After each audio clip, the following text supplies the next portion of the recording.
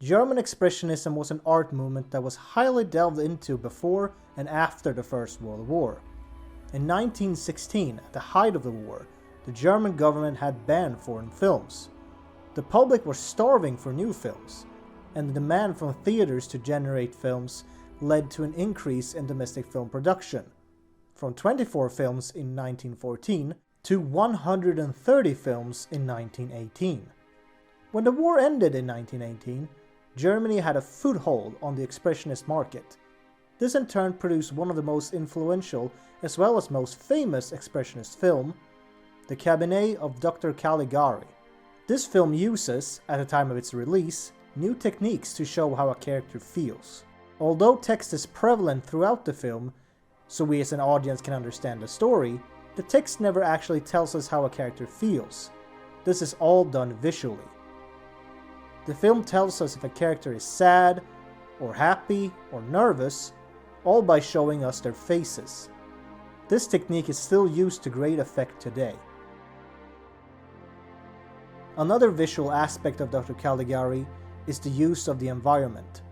The story takes place in a city that consists of shapes and sizes that do not correlate with reality. Looking at the extreme angles and twisted geometry, you could be fooled into believing that this is just a way to give the movie a distinct style. But as we learn by the end of the story, which all has been a flashback told by the main character, we find out that he was actually mentally insane and has been living in an asylum this whole time. Now the unreal shapes and angles actually reflects the twisted and irrational logic by the character, as nothing in the story he told was correct, not even the environment. This way of using the environment to tell us how a character feels or thinks can be found in the movie Baby Driver, one of the examples being a graffiti heart, which starts out empty but fills up red when the main character spots the person he loves. After World War II, art cinema appears as a distinct mode of cinema when the Hollywood cinema begins to wane. David Bordwell describes art cinema as possessing a definite historical existence. The art cinema motivates its narrative by two principles: realism and authorial expressivity.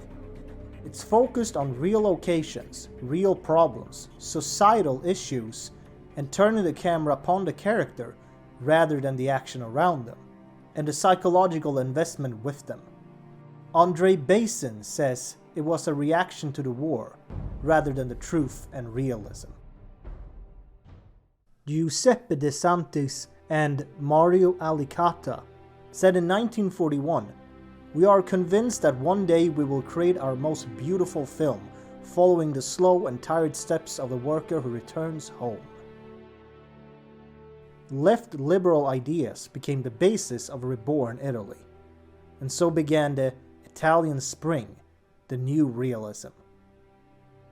Wherefrom came the realism then? In contrast to the movies that preceded them, it focused on the struggle of the normal man, who became the center. Studios that had become damaged in the war could not support the magnificent studio settings that had made Italian movies known across Europe. Filmmakers moved out to the countryside and the streets among the people to make their movies.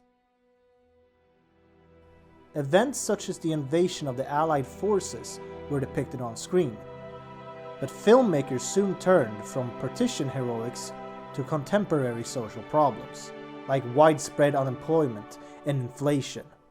The Bicycle Thief is one of the few neo-realist movies that represent post-war suffering so vividly. It tells the story of Ricky, whose livelihood depends on his bicycle, who turns to every institution such as the police and the church, but none of them can help recover his stolen bicycle. They are nearly ignorant to his plight, and Ricky and his son Bruno must wander the city in futility. The climax comes when Ricky tries to steal a bike himself. At the time, it was seen as a step toward Alicante and DeSantis' slow and tired step. Vittorio Mussolini, the head of the film industry, saw Vicotti's Ossicioni and stormed out of the theater shouting, "This is not Italy!" Lack of explicit political commitment and the film's pessimism saw it targeted with heavy criticism. In the book Film History and Introduction, Thompson and Bordwell writes about the conflict between French directors and screenwriters that started in the mid-1940s. Their disagreement was on who was to be considered an auteur or author of a film. Some claimed that the screenwriter was a film's main value, while others claimed that the director was more valuable.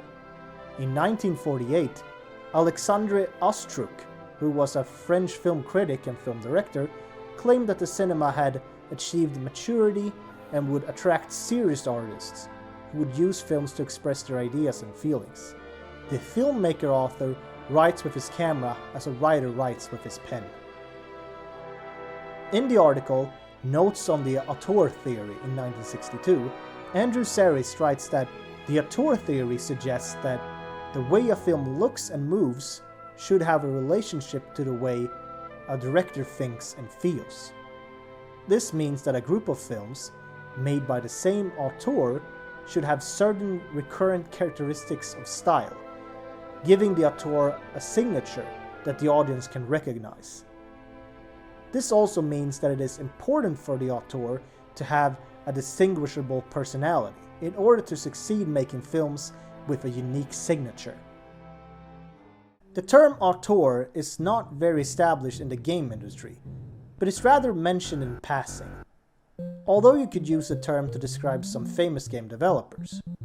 An example of this is Shigeru Miyamoto, the creator of games such as Mario Bros., The Legend of Zelda, Donkey Kong, and Animal Crossing. These games, with their colorful and iconic characters, have recurrent characteristics of style. Tyler Nagata mentions Miyamoto in his article Top 7 Gaming Auteurs and describes his games like this.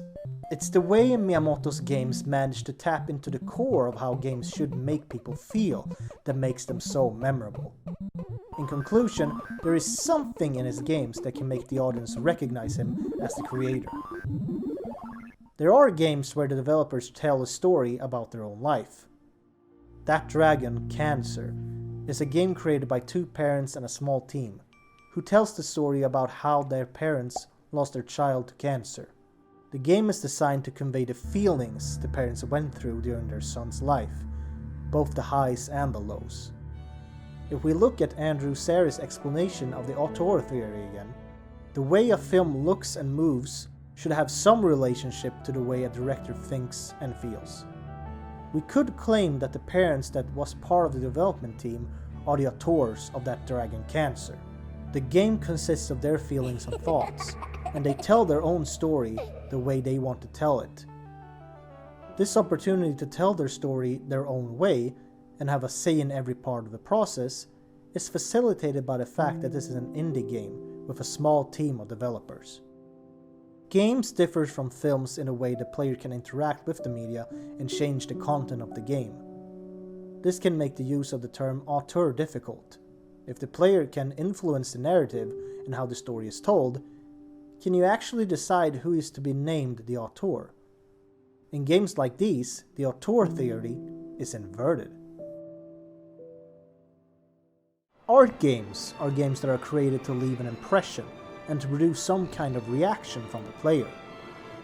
This can be caused by visual expressionism. These types of games are thought-provoking, but are often not designed to have the player think about something specifically. These are open-ended works of art where the player in this case will have to form their own opinion and interpretation of the experience. Another type of art game is a more deliberate design towards a specific experience. Examples of these kinds of artsy experiences could be found in games such as Metal Gear Solid, where the boss, Psycho Mantis, will break the fourth wall in a number of different ways. You like Castlevania, don't you? Doki Doki Literature Club also has a slew of interactions and twists that subvert the player's expectations. It breaks the fourth wall by fetching the name of the user on the computer the game is played on. This is both made for shock factor and as a narrative element, as one of the characters in the game is aware of her own existence in the game world. The Stanley Parable is another example of a game designed to evoke a more specific reaction and emotion from the player. Often it asks if one outcome is better than another. Is it better for the player to break out of the constraints of the character's daily routine, or is it better for the character to find out the truth of his own existence, and in the process, destroy how he views the world? Yet there was not a single person here either.